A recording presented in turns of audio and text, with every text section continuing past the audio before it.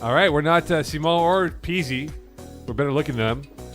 And we've come all the way from the other side of the city for this armpit of a show called Calling the Audible. Wow, shots fired already. Yes. Welcome into Calling the Audible. Is this Calling the Audible, the fall edition? What's the call? Yes, it's exactly that. It's Calling the Audible fall edition. Fall edition. Why not FPF Falling Cup. the Audible? Falling the Audible, yes. Fall Cup edition. He's so irritated you go.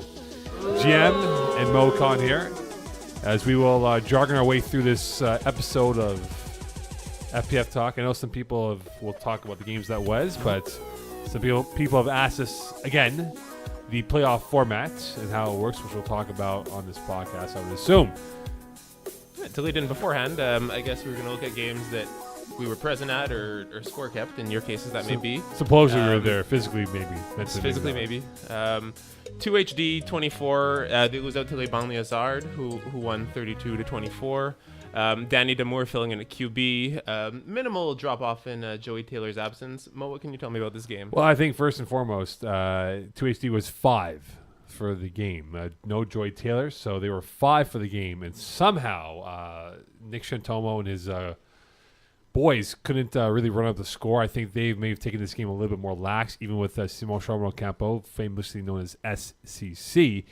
And it got a bit chippy, though, in the second half. And you know who the culprits are, the Shantomo brothers, who are very physical and very verbally aggressive towards opponents. And we talk about what they did. And look, David Shantomo had three touchdowns, I beg your pardon, on 4 catches. But I think if you were to take away this game, I think 2HG can be very happy about how they played until the last minute and a half when they pulled away finally. Absolutely, especially as 5. I mean, the deck is stacked against you to begin with.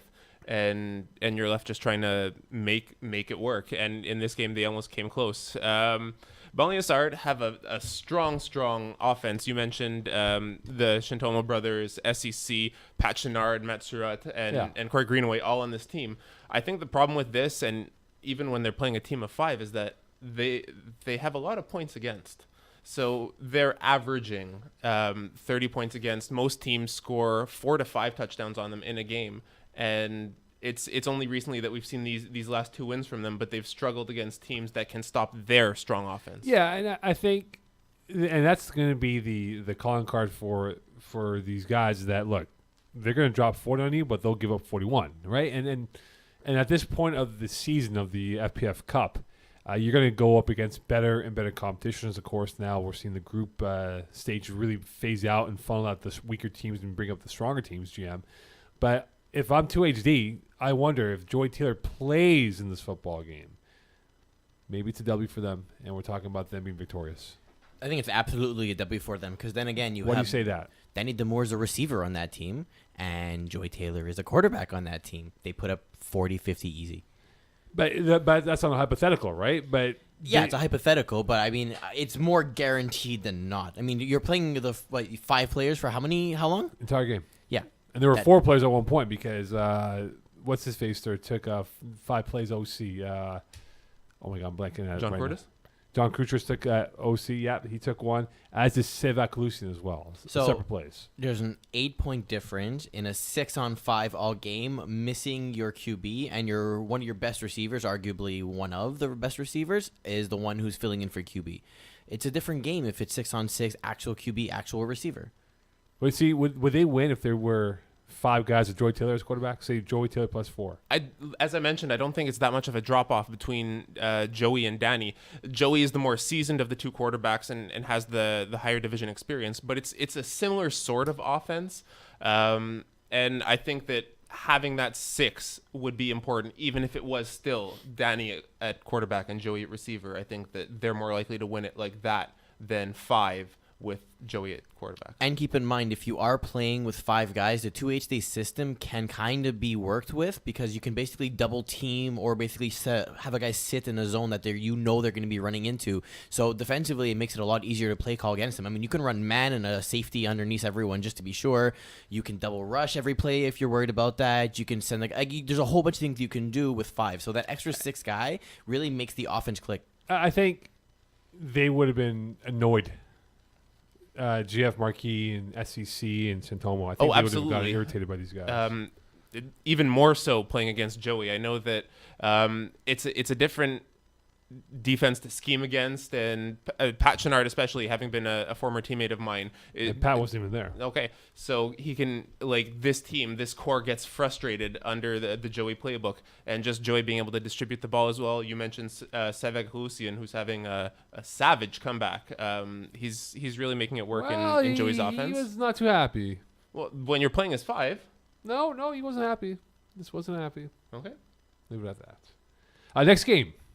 Next game. SWAT beat out Pigeon Squad, 31-18. Oh, boy. Really got to talk about SWAT. Yeah, well, do you have better options right now? No, it was a forgettable game for Jared Buck. He threw 4 interceptions, which is half of what he's thrown so far in the entire FPF Cup.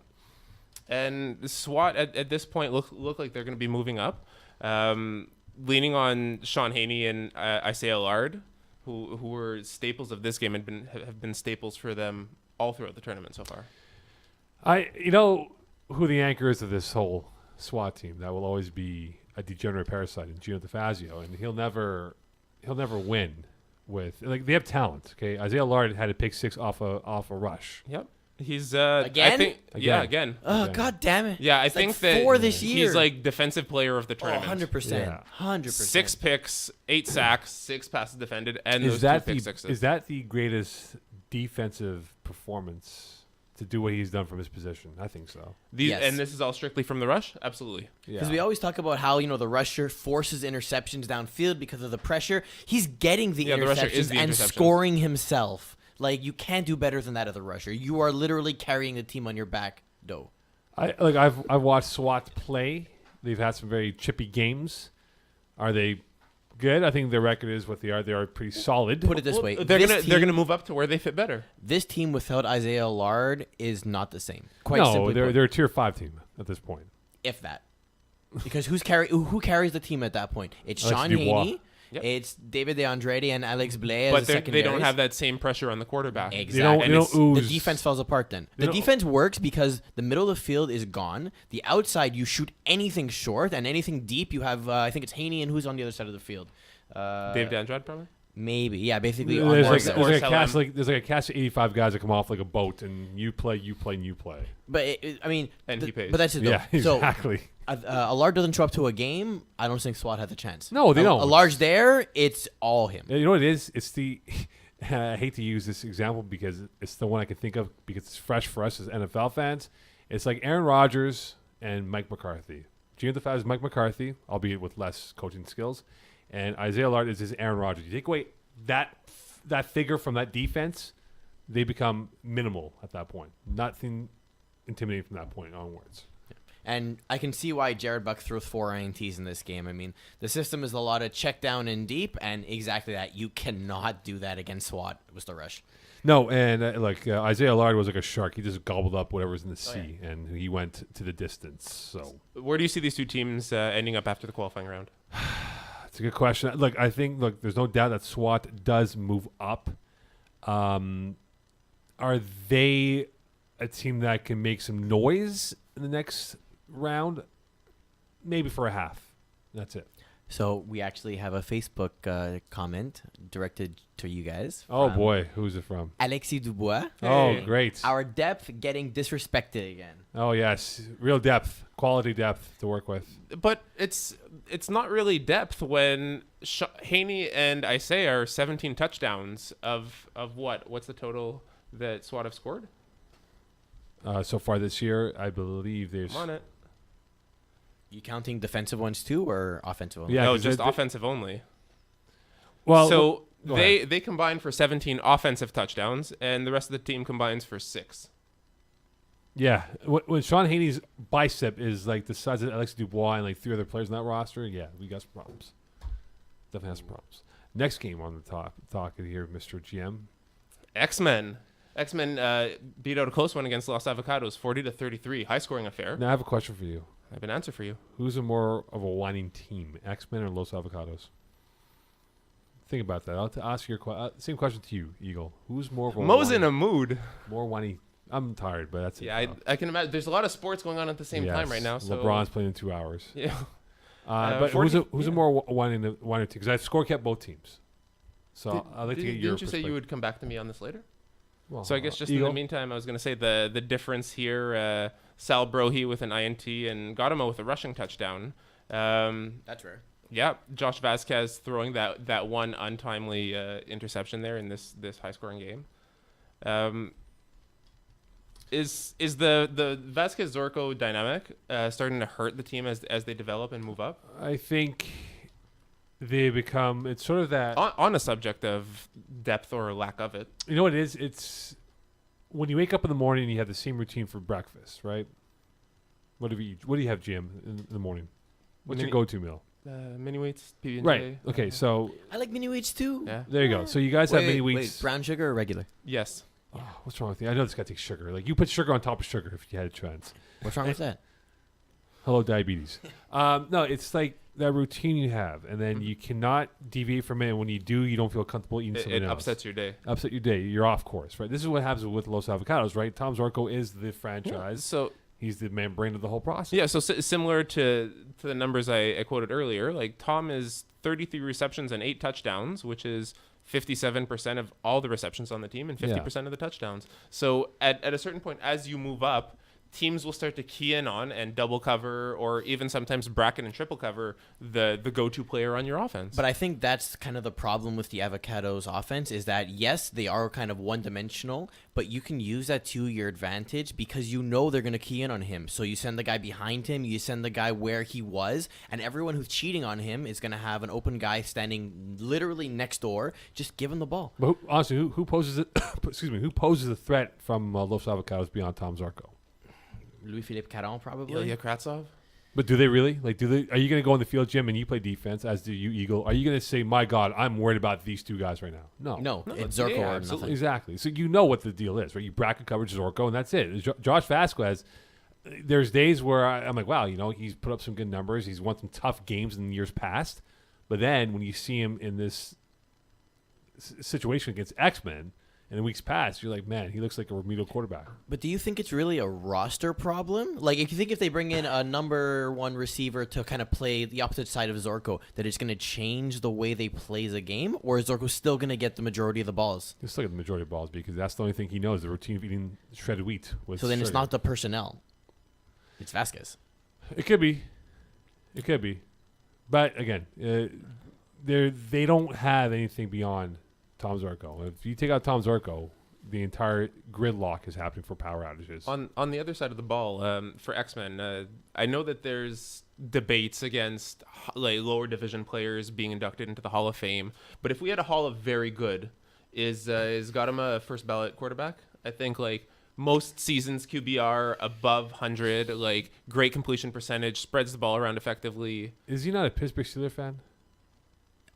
Probably. Yeah, so he's like the Andy Dalton of quarterbacks. Yeah, you know what? Honestly, that's a really good way to describe it. Yeah. It's a very good way to describe it. Except that Andy Dalton wasn't brought in to win a championship for a team.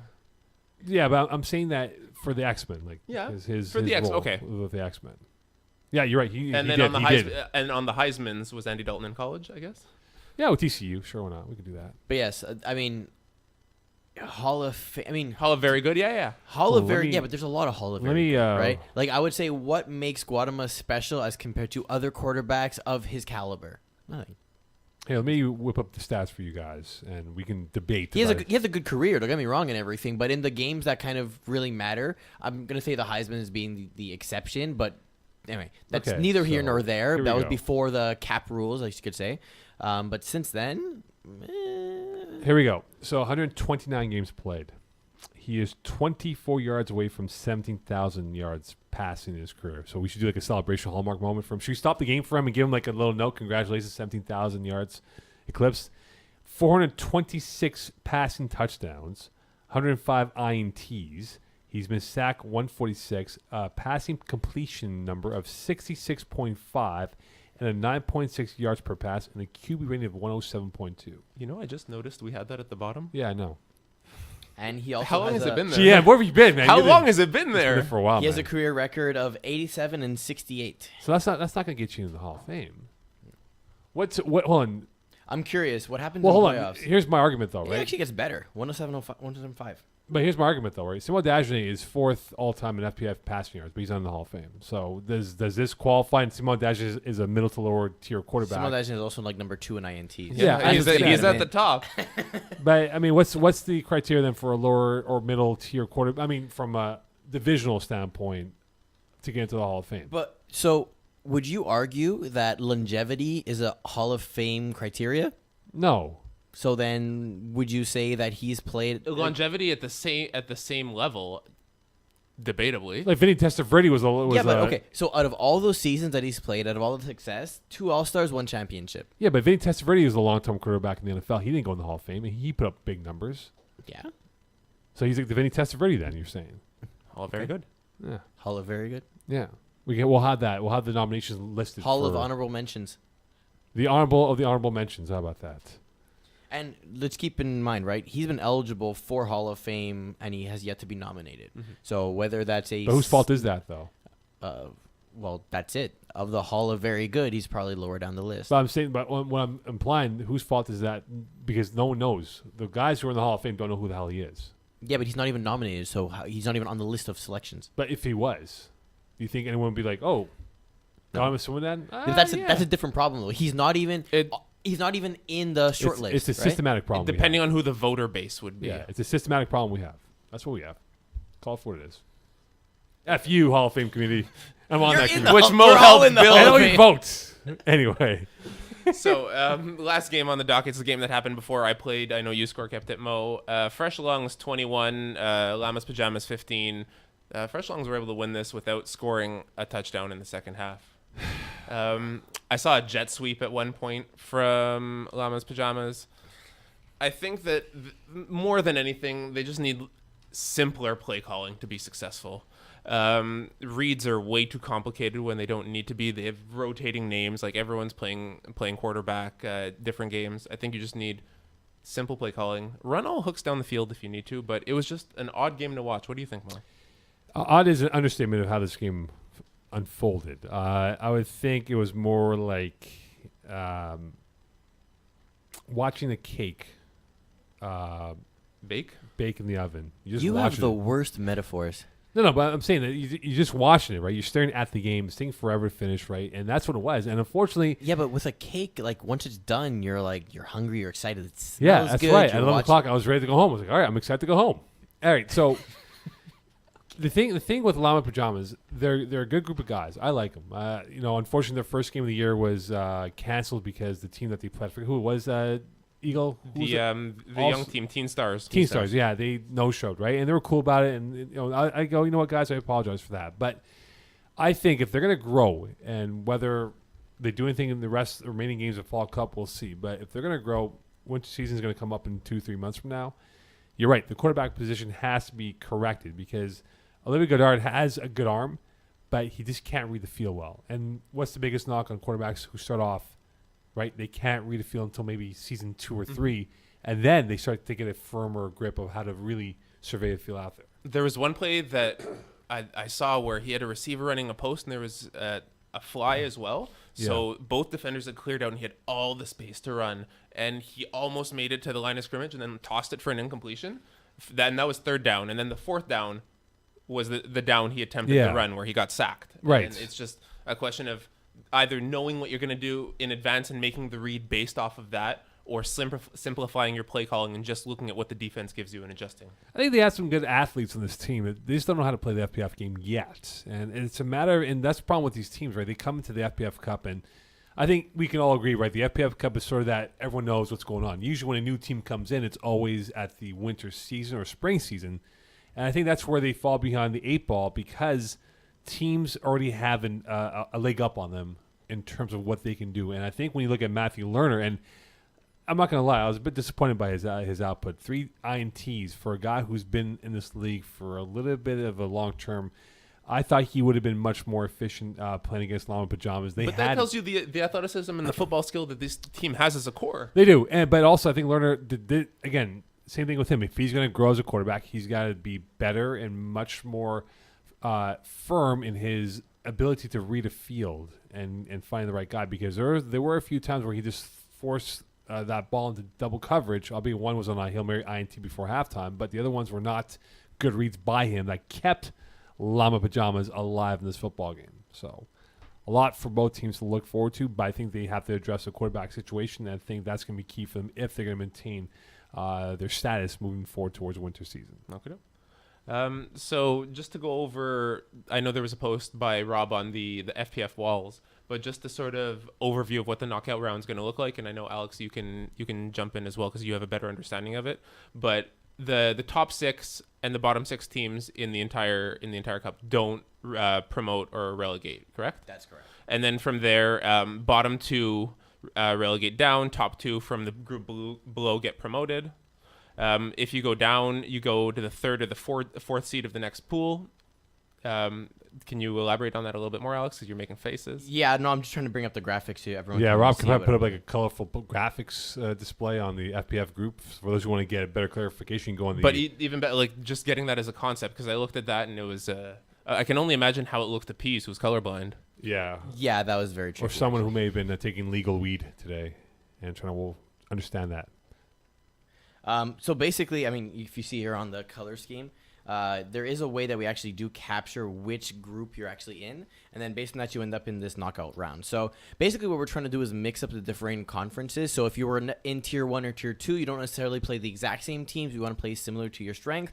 And if you ended up in the lower seeds, we don't want to just knock you down arbitrarily to a lower one. We want to actually, bump teams that did good up and teams that did poorly down and teams that are in the middle. So that's why you kind of have people all over the place when you look at the different color schemes and who goes where. But we think it's going to be a fair way of actually moving forward for the tournament structure and the elimination round. Here's a good question, and I'm sure this will be answered by our Lord and Savior, Rob Campana, the president of this league.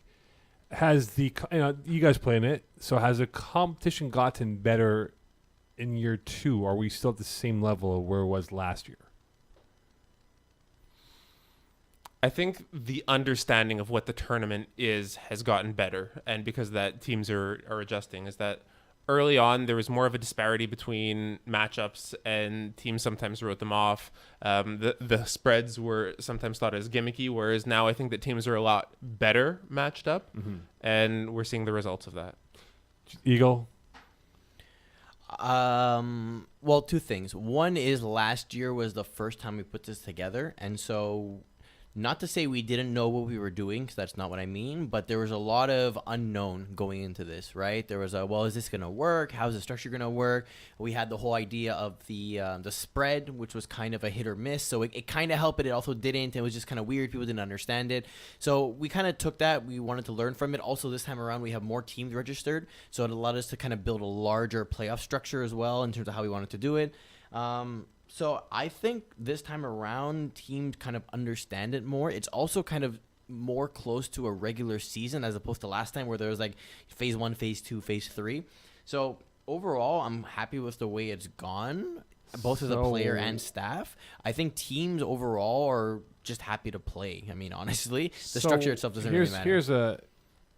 Is the competition better with 48 or was it better with 40? Because 48 by far. Yeah. But are those 8 teams stronger? Or are they just weaker teams playing in Tier 4? No, it's the difference between teams is closer than when you're 40. The easiest way you can describe this is Tier 1 is a range between Division 1 and 3. Tier 2 is Division 4, some lower or higher 5.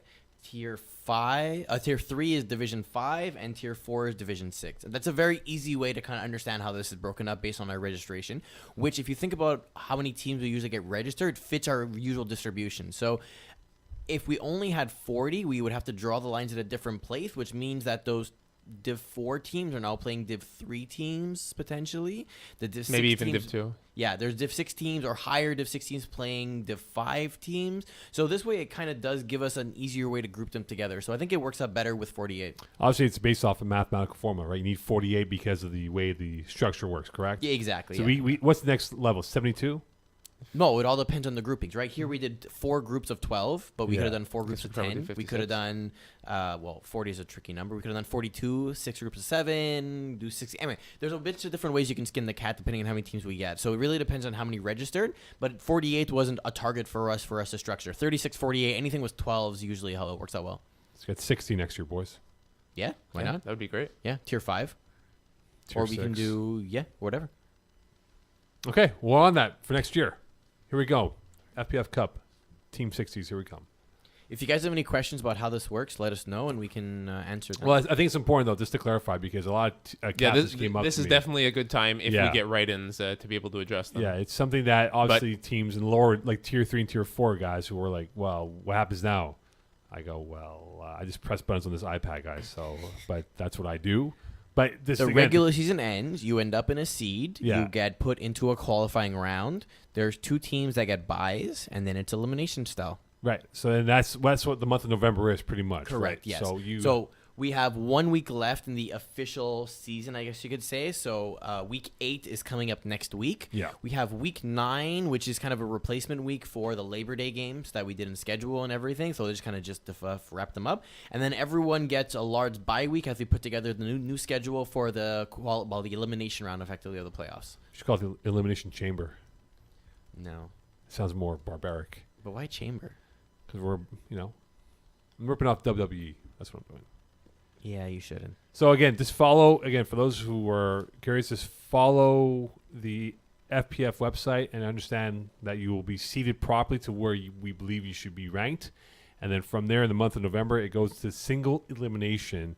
And then as you work your way up, as you go deeper and deeper into the playoffs towards December 1st, where the FPF Bowl games, is that what it is? What's the names this year do we go with? Well, it's the same Chenard ones is from one. last year. We have 8. Hold on, let me grab them for you. So we have the Ojea Bowl is the highest one. Arsenault is the second. Wyeth is the third. Peliche is the fourth. Chenard is the fifth. Roshdi Benablicator is the sixth.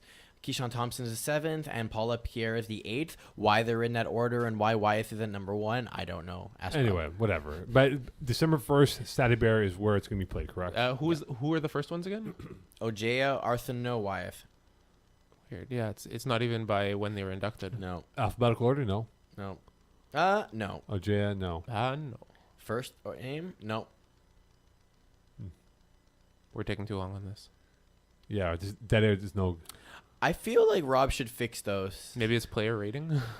No. Maybe still it's no. most popular player.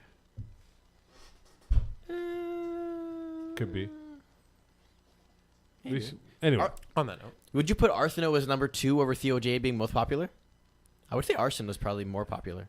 Then, there should be a poll question. Does anyone who Nick Arsenal is that's playing this? So we're FPF ruling Cup? out Kevin Wyeth as number 1?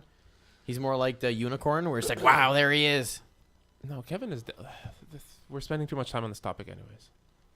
That's for next week for Simone Pigeon. Previews. Yes, time for the game previews here, GM. So a rematch, the one that intrigues me the most right now, a rematch of the finals, Braves against NR. Well, it's more infamous for the game of the week when Llamas said, whoa, in the spring season when they were playing each other. With a different quarterback. And Llamas said when they had him at the mercy at their feet, whoa, this is the game of the week. We're not ending this game yet with 2.5 minutes to go. And I said, John, that is an OG answer you just gave right now. Much props to you. Okay, so here's a question, though, for #NR. Who the bleep is playing for this team? It is a cast of new characters every week, Jim, and that's been the knock on this team. And I think from those who I've spoken to, it's been more of an annoyance to try to find a consistent roster that will show up and play. And look, the Braves have been more or less the same core together. And yet, #NR is still 5-1. 5-1, yes, they are still 5-1. So the question that I have, though, is can they field the same team 2 weeks in a row? And if they can they somehow upend a very potent machine in the Braves offense that has been unstoppable so far this year? It's a yes, but it has to be the right 6 or the right 7 or the right 8. I don't think they have that though. I think they've lucked on the fact they've had a pretty not easy but pretty reasonable schedule that has enabled them to win. I don't know. Just looking at their roster, if I can pick off 7 off of this team here that can compete, I think it's absolutely doable. Anthony Como, Corey Pecker, Jeremy Anderson, Jordan Moses, Kendall Myers, Mario, even if he doesn't play quarterback, Travis Moses, Troy Trench. That's 8-7 if you don't count Mario as a receiver. Hell, it's a hell of a team, but again, that is a hell of a team. Do they show up? That's the question. I don't know if they ever show up. I think they're motivated for this game. I don't think Troy Trench is on the list, but he hasn't played any games. Has been MIA since like winter season. Calvin Trench has played though, and he played against Free Vinny when we played them, and he played pretty well. So sub in Calvin for Troy. Does that bug you that you lost these guys? No, we lost to everyone. Yeah, no, it's pretty remarkable. I had been approached by someone who jokingly asked if we were tanking, and I said, "Have you watched a game? This isn't intentional." If you guys are tanking, I don't know what the hell you're tanking for. There's no first overall pick in the FPF Cup. But I think the key is if they have a normal roster in terms of players that they're familiar with. I love Lance Daniel, but look, if Jean sees him and he's got the right matchup, he's going to pick on him all day long. So they definitely need Corey Pecker. They definitely do. They need someone who's going to snap the ball to him consistently. Well, that can be Anthony Como. That can be Jeremy Anderson. There's options there. Don't you weaken Anderson's ability on offense then?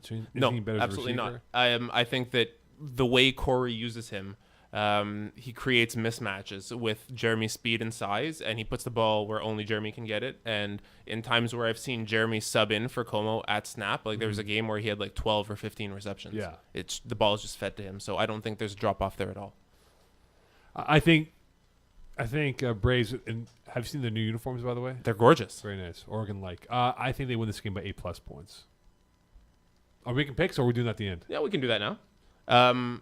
Yeah, I see. Like I said, NR can win this game. It just depends on the right guys. But if I were to bet money, I would not bet against Braves. I don't know if they're motivated to win now. I think they're doing this for the sake of keeping themselves in the flow, and they're building up for winter season.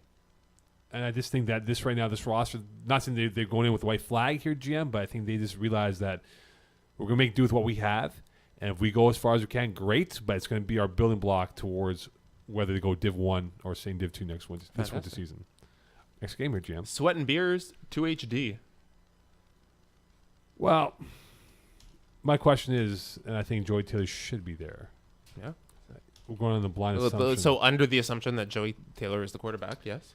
I would take 2HD rather convincingly over them. I don't know. I think this has upset written on it. Why? A week of 2HD, there'll still be a little bit of rust without having Joey. I think there's enough playmakers on Sweat and Beers to really make this a game as well, to create those turnovers. There's a couple of mismatches on offense at times. I like how Sweat and Beers use Robbie Robinson and Andrew Carruthers in this offense. They're both unorthodox teams, though. Unorthodox teams. Exactly. They really are. I just don't know which one is more stable. I think 2HD, I would give them the edge because they have the continuity as opposed to Sweat and Beers that, again, they have been a conveyor belt of guys coming in and out of the lineup. I don't know. Who's quarterback now? Rocco Cristiano still or no? I believe he is. Yeah, so Robbie has taken snaps as well, but it's Rocco. So who's the better quarterback in your mind? I think Robbie. Rocco is the better quarterback, and Robbie's the better receiver for that system. No. I think for the system, Robbie is a better quarterback, and Robbie is a better receiver. All right, so tiebreaker here. Eagle, who do you have? Do you think Rocco Cristiano is a better quarterback, and Robbie Robinson is a better receiver, or is Robbie Robinson a better quarterback to have? He has no idea what the hell we're talking about. I think is Robbie Robinson better suited to be the quarterback or receiver in this team? That's the question, pretty much.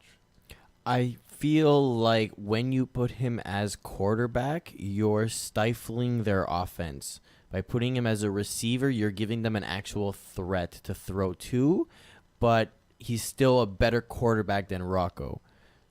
And Does that make sense? Yeah, and Robbie's a playmaker who would be, in that sense, touching the ball every play. If he has, to your point, a more consistent roster, a lot of Robbie's routes are very timing and chemistry based. So once he gets a feel for those same guys, he creates those mismatches. He has those no-look passes where he looks one way and has a completion there that's taken up for yards. And these are guys that he has chemistry with and trusts. So that's the problem, though. I don't know if he has that trust with everyone out there. But again, we had that question at the top of the show with Tom Zorko and Los Avocados, right? Who scares you on that team? There's more on this team absolutely that scare me than on Los Avocados. Who's a legitimate threat of, oh my God, James Donald? But Mike Zanobi? Really? But those guys are going to really blow off the top of a defense? Yeah, James Donald, absolutely. And I think that right now Robbie is the better quarterback than Rocco. But if he continues on this trend, like in 2-3 years, there will be the point where Rocco surpasses him. Well, yeah, but this is a great place for him to be learning under and seeing how Robbie commands a huddle, how he calls routes to get his guys open and spreads the ball. So I think that this would be something that would help in the development as well. I got 2HD by 14 points. By 14, wow! I would take that bet. 14 plus. Okay. Are we making a bet on that then? We're not here next week, so that's okay. I'll see you at the field. Perhaps you will see me at the field. Okay. Chocolate milk or coffee? All right. 14 points. 14 points. Oh, hold on. 14 and a half. Okay. No, sorry. 13 and a half. 13 and a half.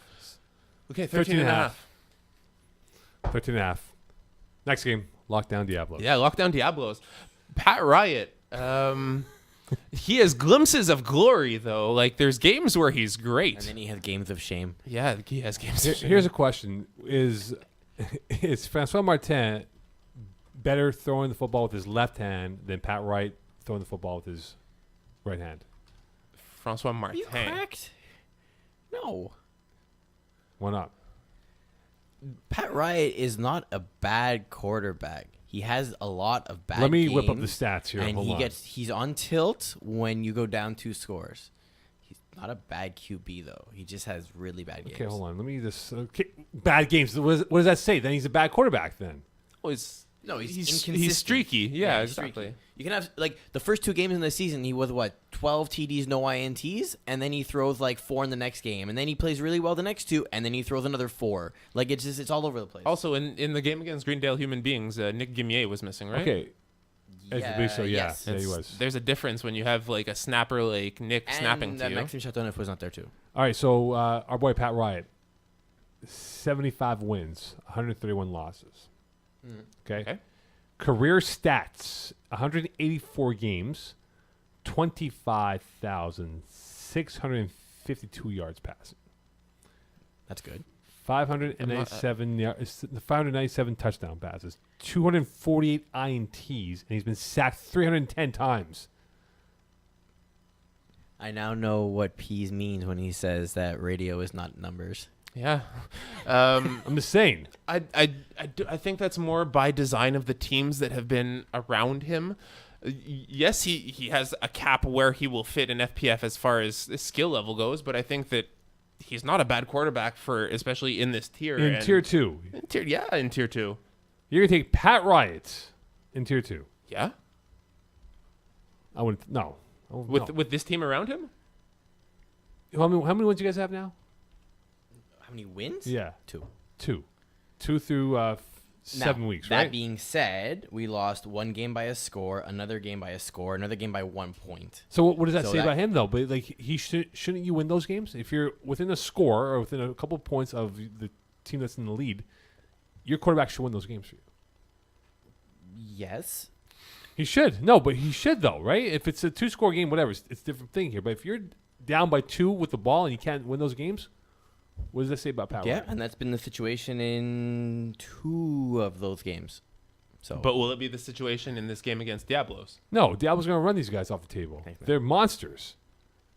I've scored kept probably about 30, 40% or 50% of the games for Diablos this season. And these guys were running off. Les Flamands Food, they had no business playing these guys. They made them look like kids out there.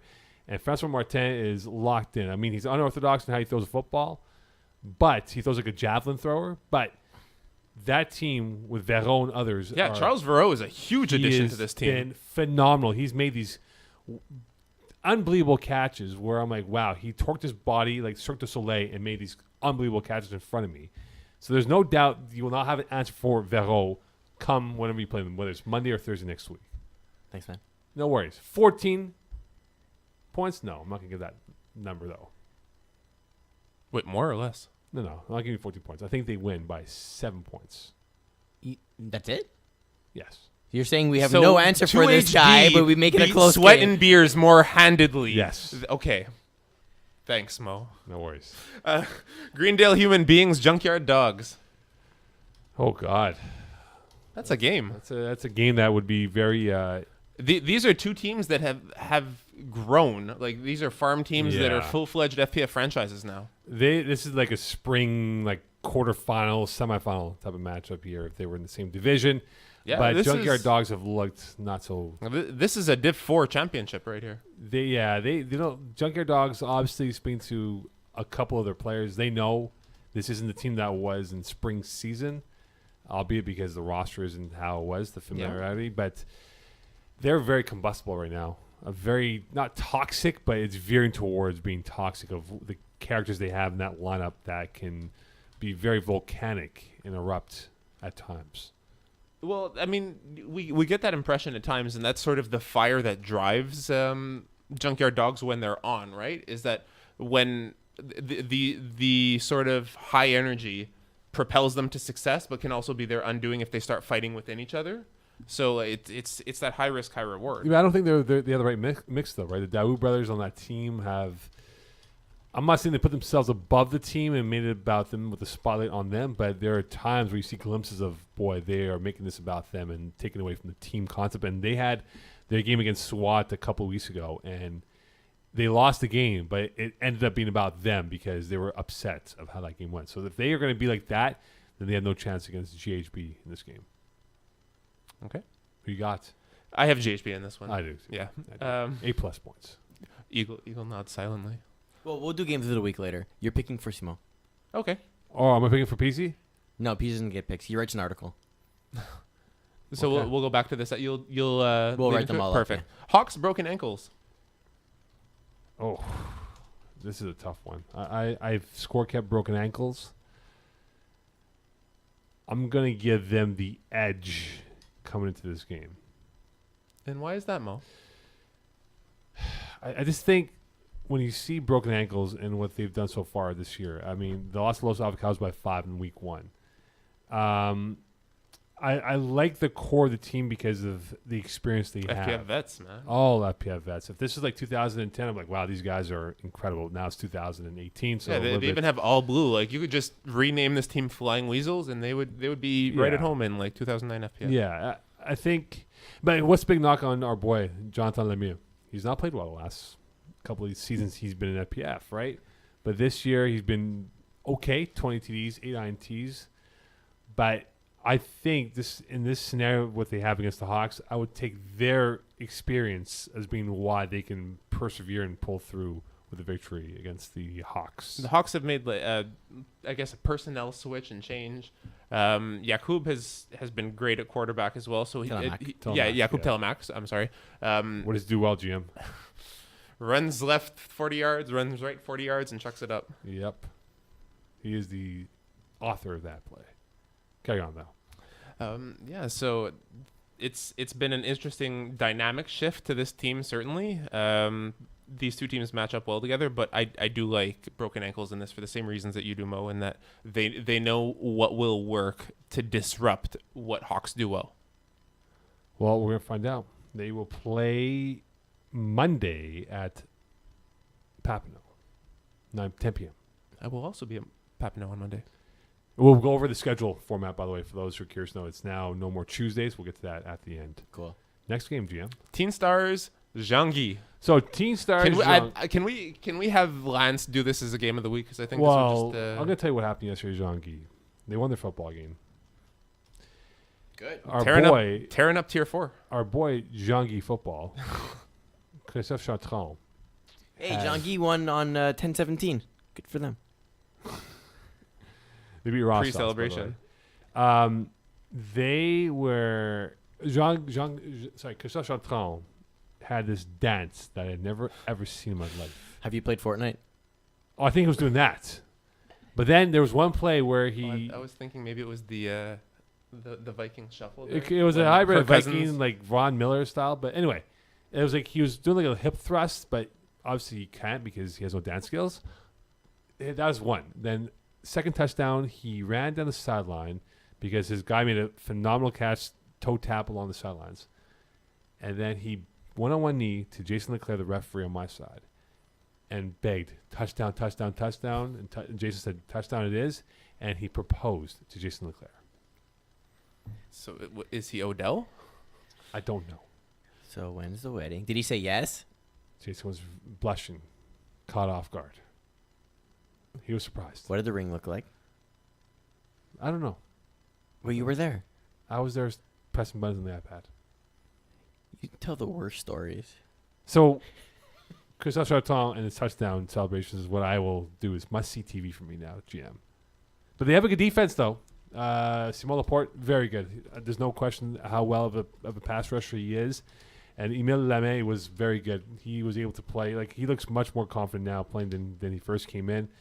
So give me Jean-Guy to win this football game against Team Stars, who are still learning this football game. They haven't grasped the nuances of FPF. Maybe another year. It'll definitely frustrate them too.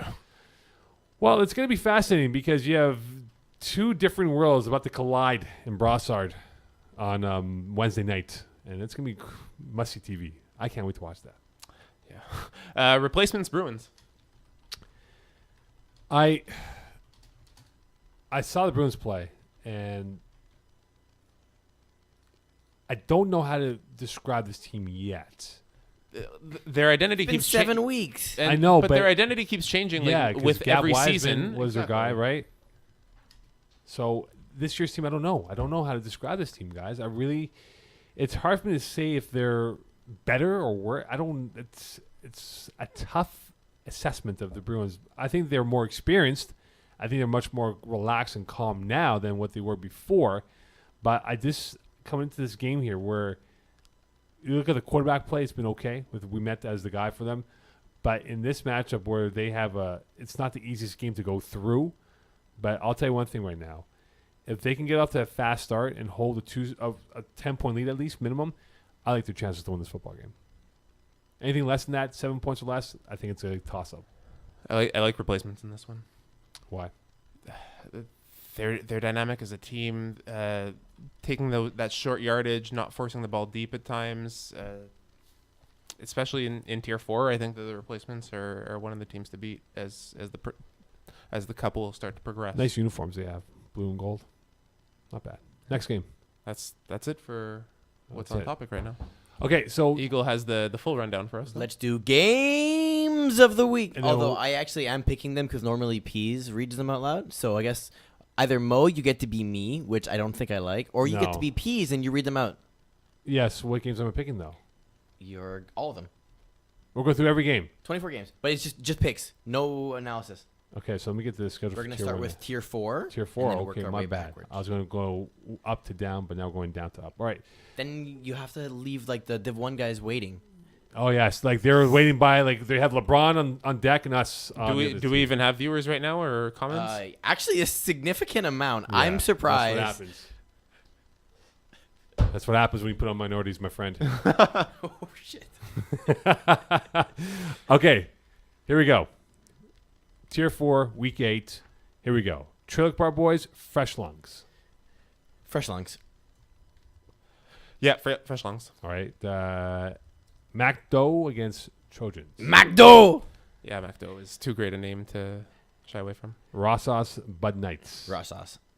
Give me Bud Knights. Teen Stars, Jean-Guy. Junky. I'm going to pick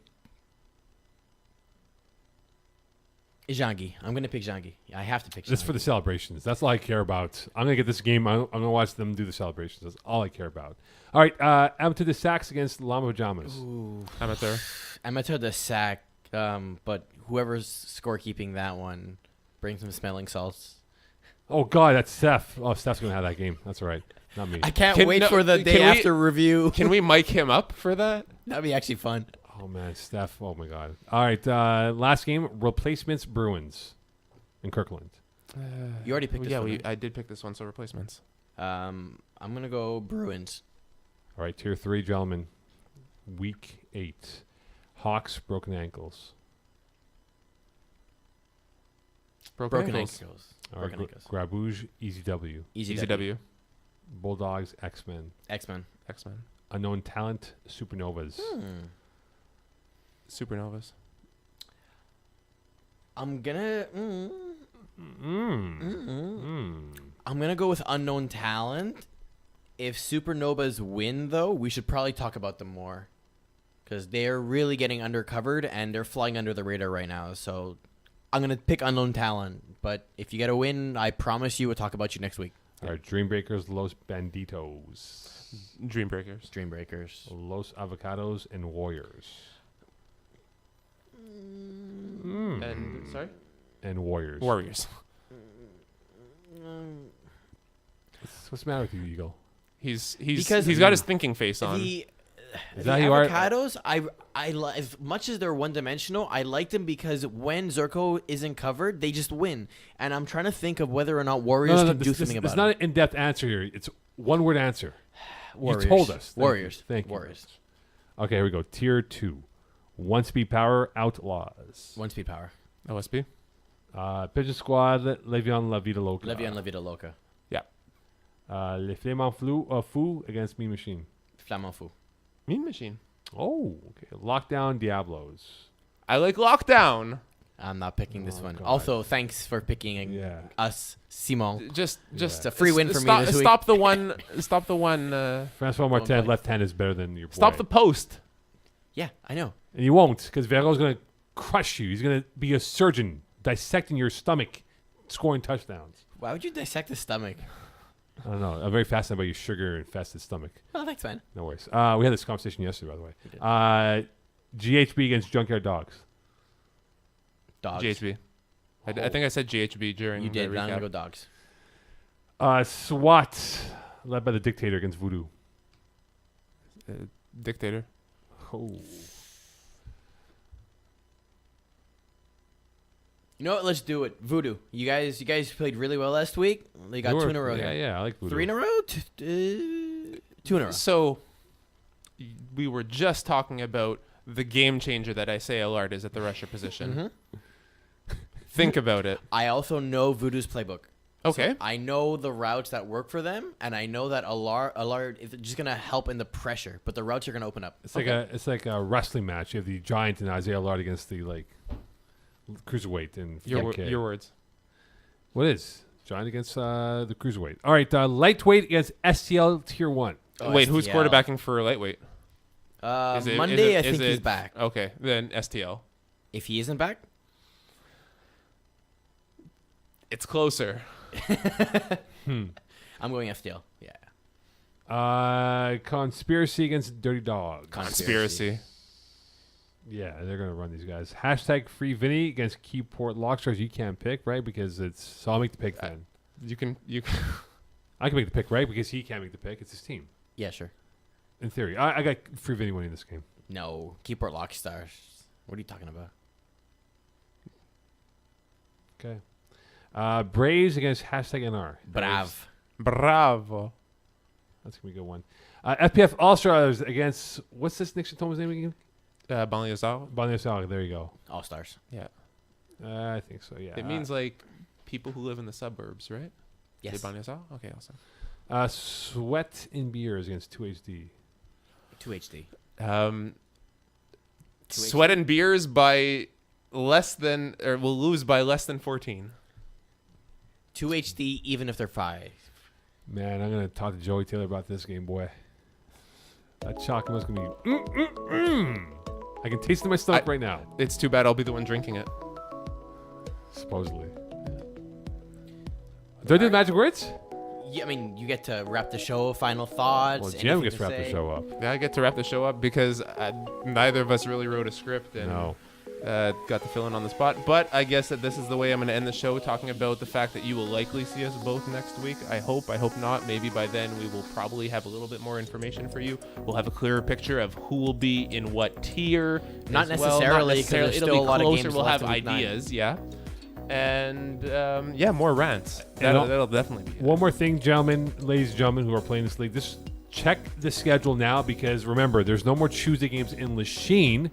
It's Monday, St. Laurent, Brossard, and Kirkland, I believe. And then we go Wednesday, right, of this week, guys? Is that what the schedule is for this week? Uh-huh. Well, I'm making sure, because guys think there's Tuesday games, right? So we got to make sure about that. But why would you think they're the Tuesday game unless you have a Tuesday game? They're so immune to having Tuesday games, though. Just reminding people, don't forget, there's no Monday, Wednesday, Thursday. There you go, Monday, Wednesday, Thursday. And there's only 3 games on Thursday. So, replacements, Bruins, Sweat and Beers, 2HD, Avocados, Warriors. You play Thursday in Kirkland. Everyone else, check your schedule. It's Monday or Wednesday. Exactly. Really? All Have to right. get that complicated? Really? Yeah, it is. All right. Magic words, please, GM. This was fun. Thank you.